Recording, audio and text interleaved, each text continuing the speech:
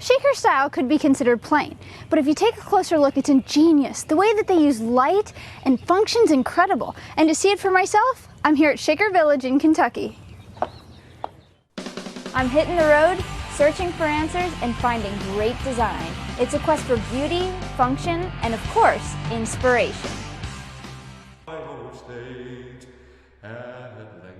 Walking into a Shaker home is much different than walking into a stately mansion.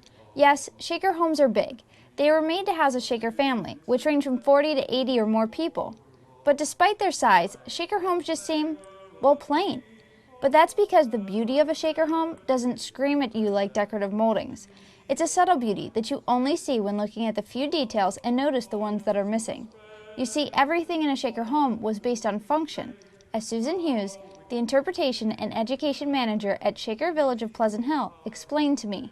The Shakers were not using simplicity just for simplicity's sake, but it was a way of expressing their way of worshiping. A chair is beautiful because it functions well, and so you pare away all the unnecessary decorative items and get back to the simplicity. The importance of function can be seen in Shaker architecture.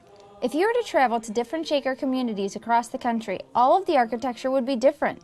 In the South, the Shakers design their homes to stay cool. So you have large windows, high ceilings, big arches and transoms over the windows, and the buildings here are sited so that the front of the building is to the south, and that means that large banks of windows are on the east and the west to bring through those cooling breezes. Cross ventilation. Cross ventilation. When I was in Canterbury, New Hampshire, the New England communities have more cold days than hot days, so most of their buildings are built on a rather compact footprint, usually square or rectilinear, and the ceilings are about this tall. They're very short, the doors are very short, and that's so they can conserve heat. In addition to planning for the weather, the Shakers installed windows on inside walls to borrow light from other rooms, which reduced the need for candlelight. In fact, the Shakers planned for light so well, the center family dwelling at Shaker Village is being studied. We have actually a classically trained Parisian architect who is studying the effect of light in this building. Even on a dim day like today, there's just incredible light. Other than light, the Shakers also tried to maximize space. Staircases take up an awful lot of space in a building, but they have to have staircases because these are multi-story buildings.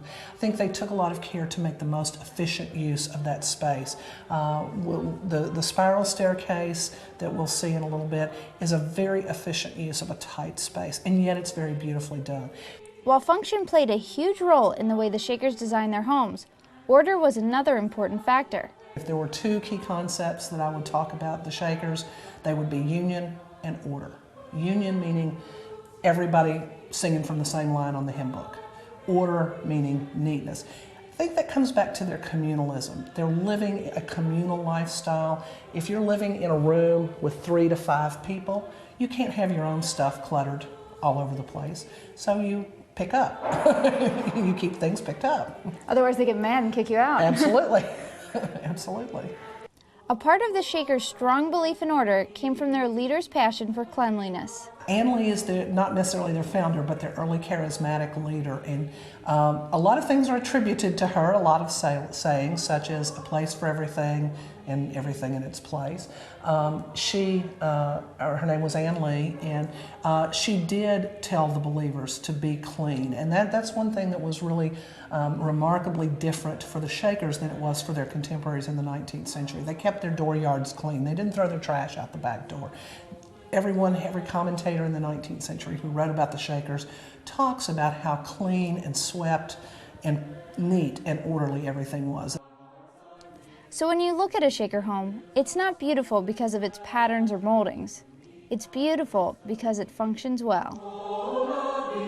For extra information about where I've been and what I've learned, visit my website, www.askthedecorator.com.